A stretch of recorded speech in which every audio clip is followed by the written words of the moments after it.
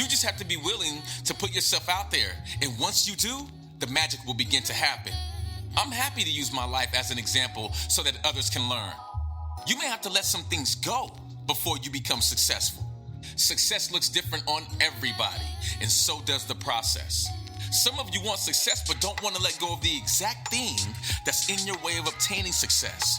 You can't have it both ways. Welcome to Living Your Truth with Tavares. Wow, thank you. I am living in my blessing. Thank you so much. This is great. Wow. Welcome back to the show. This is Living Your Truth with Tavares. What's up to everybody up top? What's up to everybody in the middle? And what's up to everybody down here around me? Thank you so much again for joining us for another great episode of Living Your Truth with Tavares. Today we have Bernadine. Bernadine is a fellow podcaster and a new friend. I was on her show, Rethreading, and correct me if I'm right, Bernadine, Rethreading the Message, correct? Rethreading Madness. Rethreading Madness, excuse me. We went right to the far end of the range of what you can call a show on mental health. Bernadine. We did that, actually, because people who have mental health challenges love playing with those words. So they call themselves psycho or crazy or mad or freak or you name it. We have a lot of fun with it. So that's where that comes from, Rethreading Madness. Nice. Thank you for that. You're welcome. And so everybody around the world, they're listening right now. So I just wanted to give people some context. I was on her podcast. We had a great time. And so I wanted to return the opportunity because we had such a great time. And we wanted to further our conversation. So Bernadine is here with us here today. Bernadine, please let the people know where you are from and what you do. I live and work out of Vancouver, BC, Canada, and as we say up here, it is the unceded territory of the Squamish, Musqueam, and Tsleil-Waututh peoples. We work really hard up here around reconciliation, and so that is a part of our reconciliation is to acknowledge the land that we live on and who it belongs to. Wow. I'm also a mental health advocate, award-winning mental health advocate, have been so for 30-some years. I am the radio host for the longest-running syndicated program on radio on mental health called Rethreading Madness, which we just talked about. That's right. And I'm also a consultant around the issue of therapy abuse and exploitation, which is a burgeoning issue that is like child sexualized trauma or battered women, clergy abuse, human trafficking, all those social issues that have come forward. This is the next thing that is coming forward, and it's coming forward at a fast pace. So really? I do a lot of work around that as well. So. Thank you for sharing that. Thank you so much. Keep going. Thank you for having me. Thank you for having me on the show. And it's so nice to literally be able to speak to somebody who's kind of a fellow traveler who speaks your language. And I felt that when we talked before on my show, that's how I felt about you. Thank you so much. Likewise. Shared a lot of things in common. It was really a wonderful conversation. So thank you. You're very welcome. My pleasure to serve you. So how did you get into the mental health space? I know a lot of people take different approaches, and big up to you for being award-winning. I can only imagine the work that you've had to put in to get to where you are today. But how did you find yourself in this mental health space? The College of Hard Knocks. That's all I can say. My interest in mental health and my work in mental health has come from my own lived experience. So as a child, I grew up in a terrible home for all, in all the ways that you can imagine that. But I also was trafficked by my parents in human trafficking. Oh, my goodness. And considering my age, I say that because it's hard to say that still. But, I'm over 60. Most of the time we think that human trafficking is a new issue. And it's not. It has been around forever, where we now understand that people go, say, to third world countries as sexual tourists. They used to just simply go to the country. Wow. Right? Because there were no police officers, there were no social workers, no one was paying attention. And in fact, not only was no one paying attention, people were told to take your children out there to raise them because it was so safe. Wow. So I grew up in a very unsafe situation. And experienced a lot of trauma, which has affected my whole life. It affected who I dated. It affected who I married. It affected how I interacted with people. So I have a long history of being traumatized in various ways. That all seems kind of extreme, but it makes sense given what I learned as a very small child. Wow. Thank you for your courage, and thank you for sharing that. My goodness. We're going to get back into more of this conversation with Bernadine. We got some bills to pay right now. This is Living Your Truth. We'll be right back. Today's show is brought to you by The Body Synthesis. We mitigate health risks through preventative medicine coaching. Check us out, thebodysynthesis.com.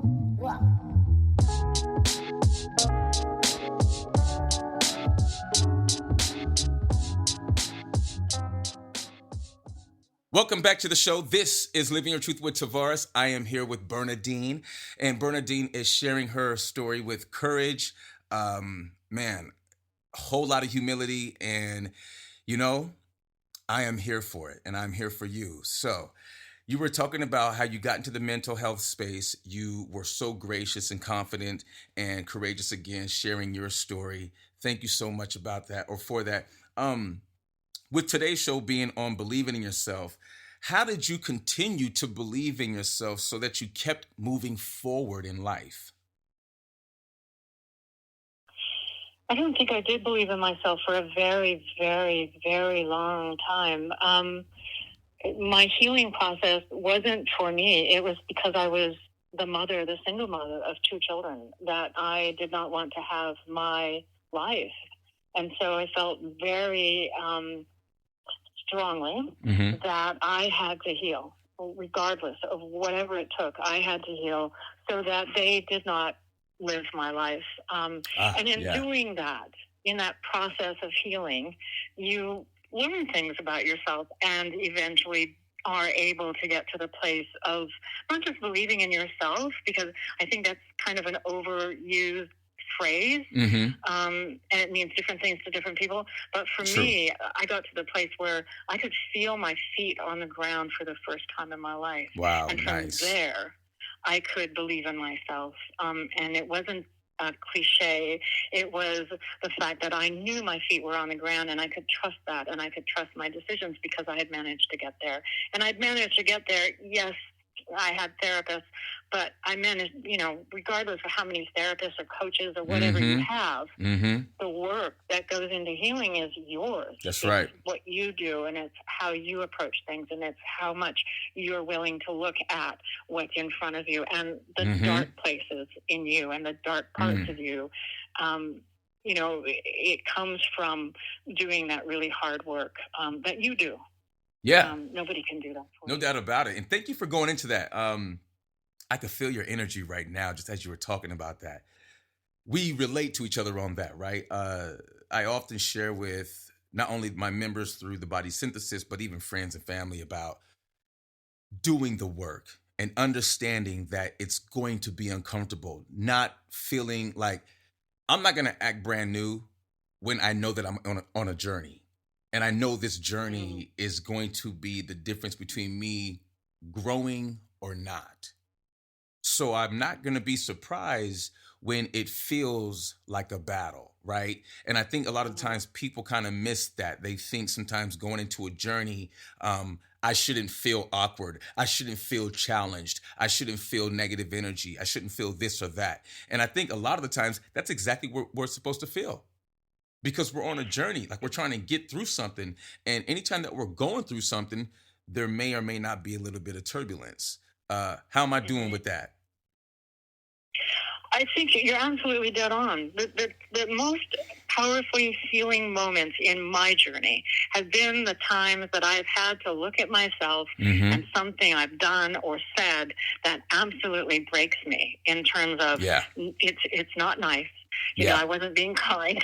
I wasn't being compassionate. For sure. I wasn't being what everybody thinks we should be that makes us into good people. It was something that I did or thought or heard or felt about myself that I didn't like, that I had to look at and move through and find my way through it, and find the ways that on the surface it might look bad, but when I moved through it, I could see how that was protective, and that was the only way I could protect myself at that moment in that time, and that I could now find a different way of doing it. But it's those places that I think people underestimate in that journey, is that you're not just going to find the things you like about yourself. You're going to find the good, bad, and the ugly. That's right. And at times when it's the bad, ugly part, those are the places where you want to turn and run, but those are the places that hold the most healing for you. Ooh, I just love how you articulated that, Bernadine. Very, very well said. I agree with all of it. I know on my journey, it was really about that. It was going into the dark corners of my mind and being able to, like you said, pay attention to the good, the bad, the ugly, the indifferent, and the beauty, because all of those make up who we are. We're going to pay some bills. We'll be right back. We're here with Bernadine. This is Living Your Truth with Tavares.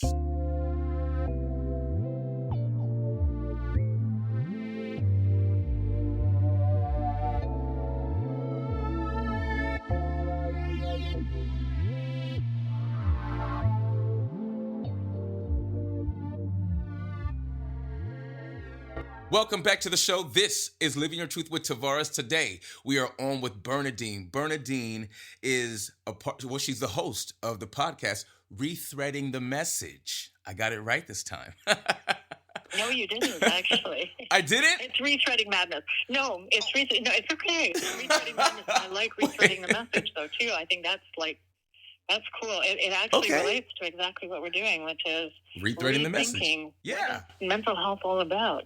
And look, we the last segment we talked about mental health and, of course, going to those dark corners and being able to see what you like and, of course, seeing what you don't like. In your experience and working with others, do you find this particular space during the journey, do you find this to be something that you have to do more work with as you work with others, or is it something that they being others, that they get?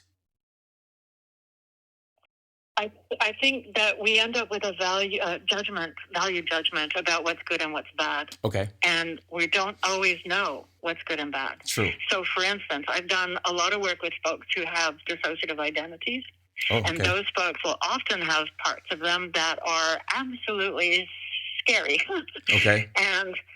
But when you work with them and talk with them and find out why they're doing what they're doing, you find out that they're there to protect the person. That it's all self-protective. It's all about staying safe. It's all about survival. And it's the same for anybody, regardless of whether you have dissociative identities or not. We are here to survive. Yeah. You know, it's why we can't will ourselves to stop breathing or stop digesting food or stop pumping blood. Our bodies are designed to heal and to survive. And so any part of yourself that you find that is in those little dark places that scare the hell out of you, it can feel as hard, but so can finding out that you've been so kind and so good and so wonderful, you've lost yourself. Right? That you forgot yourself somewhere along the line, that you've so focused on other people, which happens to women all the time, that you left yourself behind. And so, yes, you were being great and wonderful and good, but not to yourself. And those can be hard times too.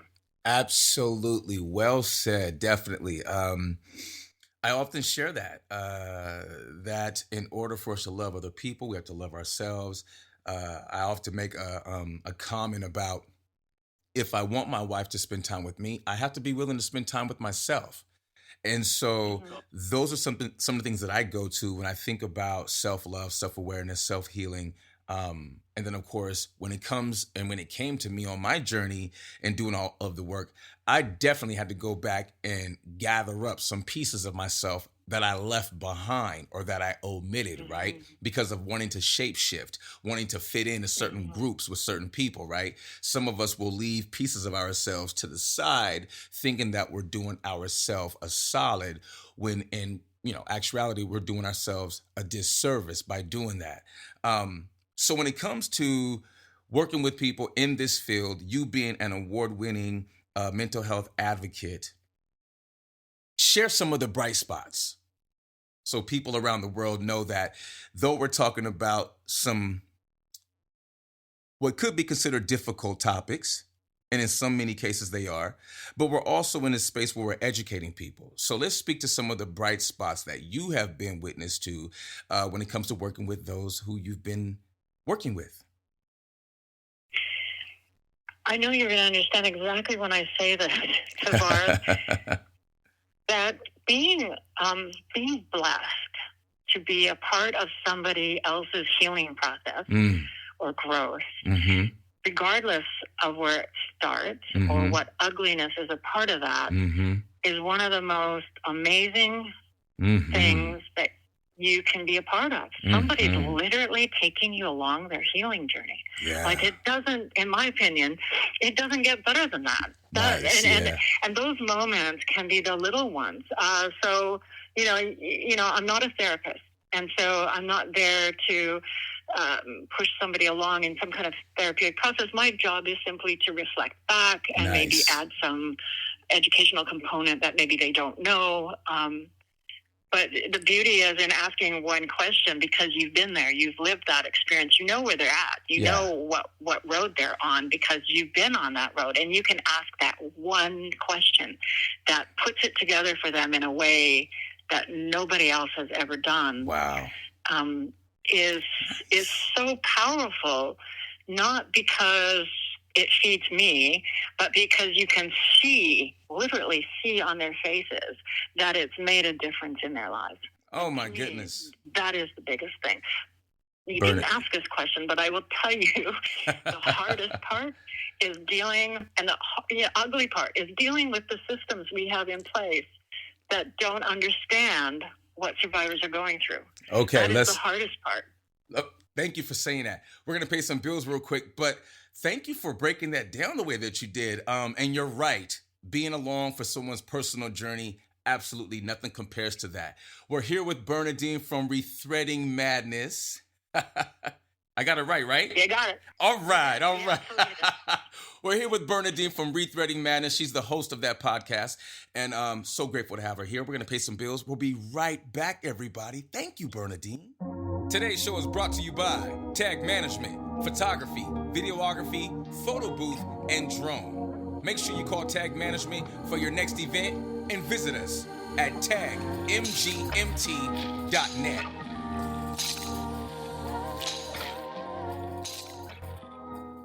Welcome back to the show. This is Living Your Truth with Tavares. We're here with Bernadine from the podcast Rethreading Madness. I got it right again. And so we've been talking about being along for the journey, talking about some of the bright spots while on the personal journey with somebody who's going through an evolution.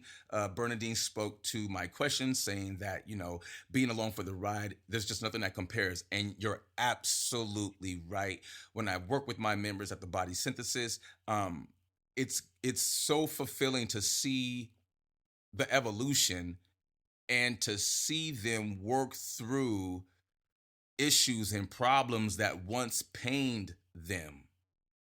So when it comes to the bright spots, I often share that. I often remind them, look, this is where you started. This is where we are right now, and this is where you're going. And when I put that together for my members and even strangers or friends, people tend to get excited. With what you do, what do you find excites the people the most that you work with? One of the most profound healing things, in my opinion, out there is peer support. And what peer support is that you're hanging out with somebody who has gone through what you've gone through, who can hear you, who can recognize you, and it's acceptance. one of the most profound things that you can offer anybody in your life, that is a healing thing, is I accept you. I see you. I see you for who you are, good, bad, ugly, and I accept you for who you are in this moment. And that's what happens in peer support. So it is, like I said, one of the most profound healing things that you can do. So as an adjunct to therapy, if that's where you're going, or if you can't do therapy, because certainly some of the people I work with who have been harmed by therapists can't quite get to therapy at that point, but they can go to a peer support group and be around other people who've gone through the same types of harm and learn things. And they not just learn educational stuff, they watch somebody else tell their story. Gosh. And that's incredibly profound for them. Bernadine, you're awesome. You're awesome. I love the way the passion is so obvious that you love what you do. And it's so obvious that you love the people that you serve. I think it's wonderful considering your story, the fact that you are still willing and able to give love and passion, compassion, and attention. I salute you. I really, really, really do. I really do. Everyone that you work with is very fortunate to have you. Mental health can be tough. I'm an advocate myself. I believe in brain health. Excuse me. And, it is so often dismissed, so often misdiagnosed.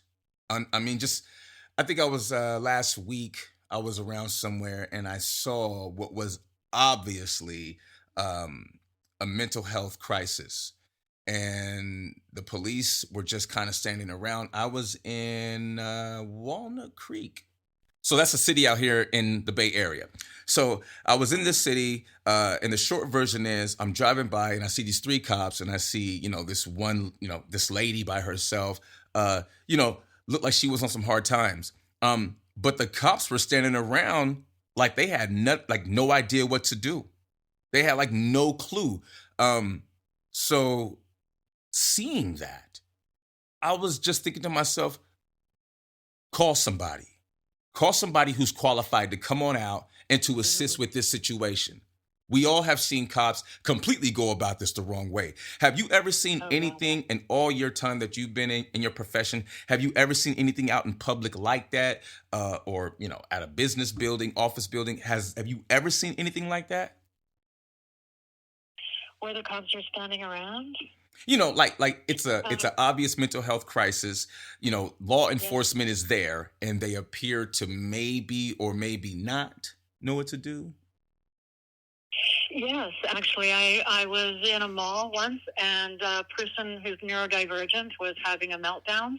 Not uncommon for somebody who, say, has autism to have a meltdown in public where it's overstimulated. Yep. And he clearly had a caregiver with him who was trying to help him calm down. But security came along. Now, they're not police officers, but they have the same kind of idea. I'm going to get in control of this thing. This is going to make this person stop doing what they're doing. Yep.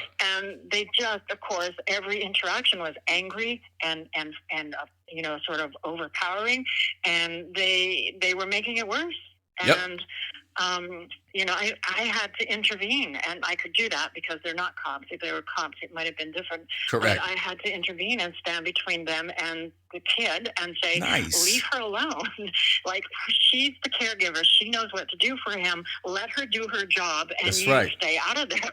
But they had a really hard time getting that. Now, I don't know about what happens in the United States. I know in Canada, we deal with wellness checks by RCMP and police officers that go badly so often, it's terrifying. So around the time of George Floyd, Hold that thought. Mental health crisis. We had somebody here who did have a mental health crisis who was First Nations, and they shot her. Hold that thought right there. We're going to pay some bills. Hold that thought. We're coming right back. This is Living Truth with Tavares. This is Bernadine on the other end. Don't go nowhere.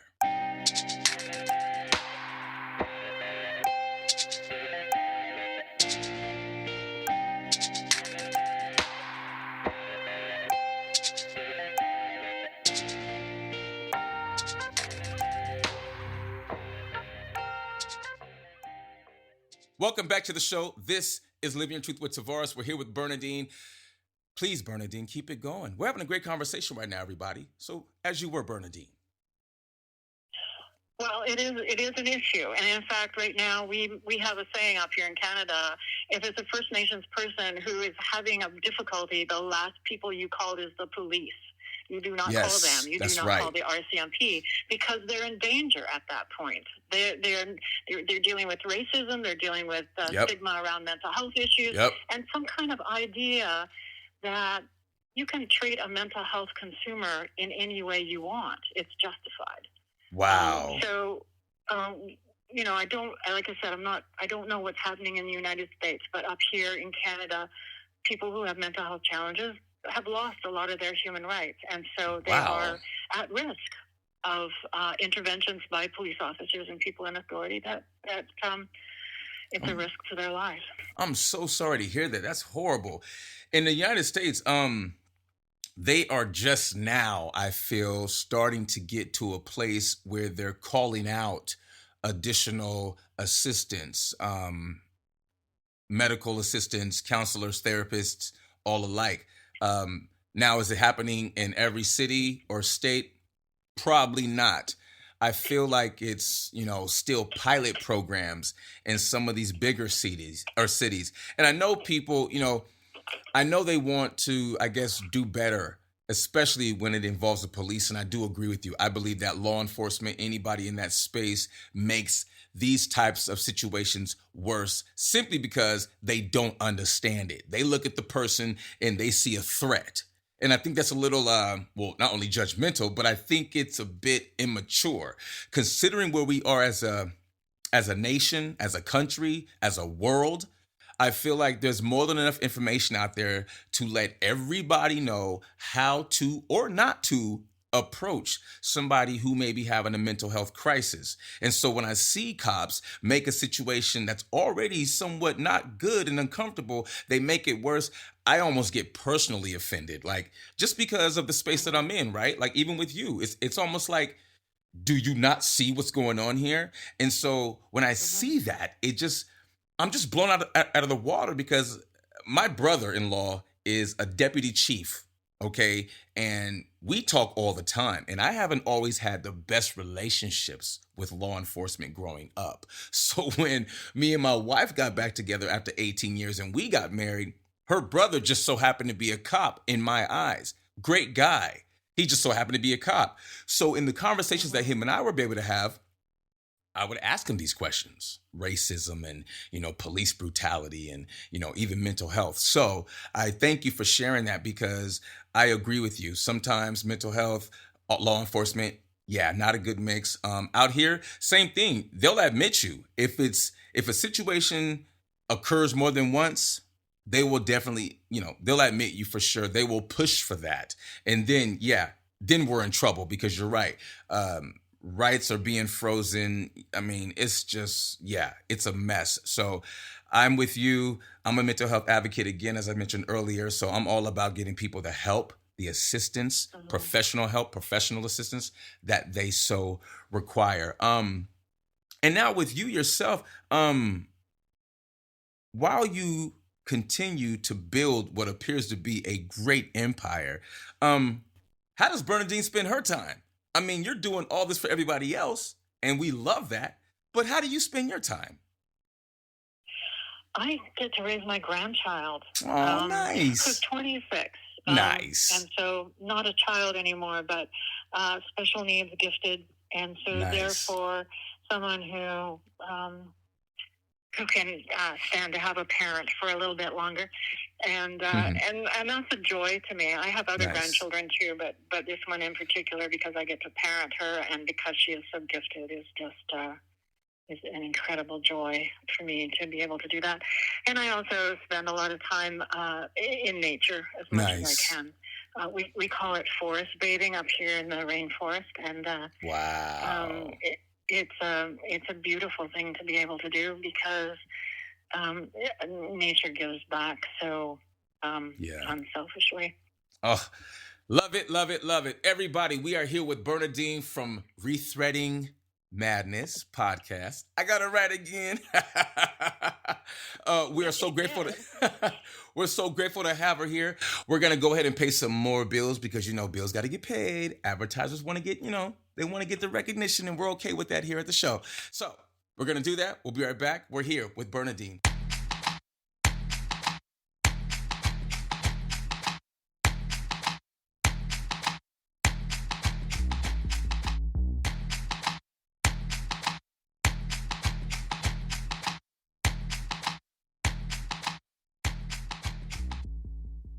Welcome back to the show. This is Living Your Truth with Tavares. I'm here with Bernadine from Rethreading Madness podcast. I've been on her show before, not too long ago. I wanted to have her back on this show because we have a great vibe, great chemistry, as you all have been able to share in what we've been talking about. Bernadine, how can we all get closer to you, get a hold of you, follow you, subscribe to you? I am blessed with a name that not very many people in the world have. So it's actually very easy to find me. So my name is Bernadine, not Bernardine, but Bernadine Fox. And you just Google me. You're going to find my visual arts portfolio out there. So, because I'm also a visual artist. But you also find information about me on my radio program, but also the work I do. So if you go to Linktree/Bernadine, and because I have a unique name, it's easy to find me. And so there's no numbers or letters or exclamation marks. So Bernadine at Linktree. You can also find Rethreading Madness at Linktree. Mm-hmm. If you want to listen to the radio program, you can find it on any podcast platform just by Googling Rethreading Madness. I have a website called Coming to Voice, all one word, .ca, not .com. That talks about my memoir and also the work I do around therapy, abuse, and exploitation if people are interested in that. As well. It's sometimes very hard to find information on that because just because of how the algorithms are set up out there in Google land. So Coming to Voice, Bernadine Fox, and on Linktree you will find all of my links for all my social media plus all my websites, et cetera, et cetera. I'm very easy to find. Thank you, Bernadine. Thank you so much.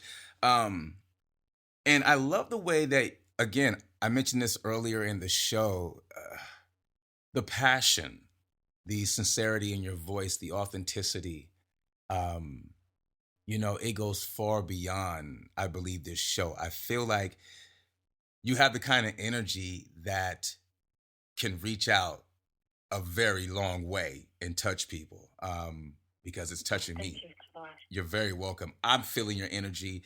I love your authenticity. I really do. I love your transparency is just off the meter. Thank you.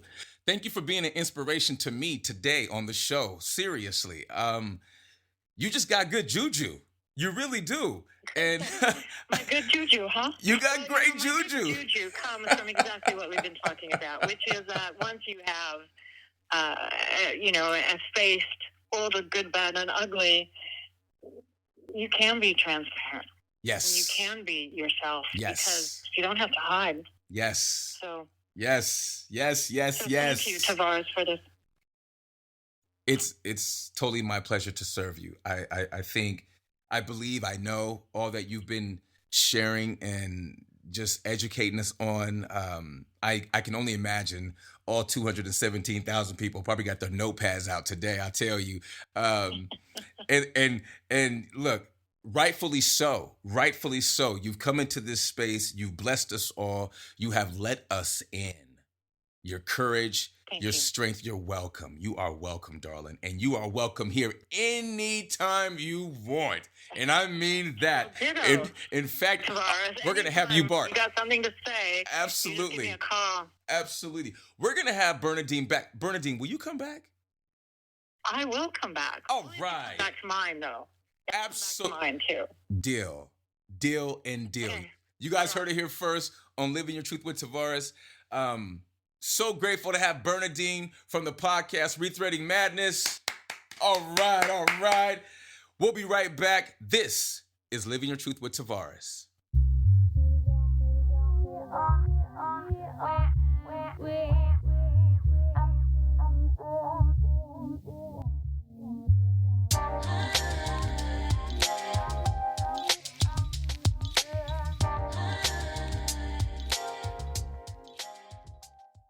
Welcome back to the show. This is Living Your Truth with Tavares. I want to say thank you.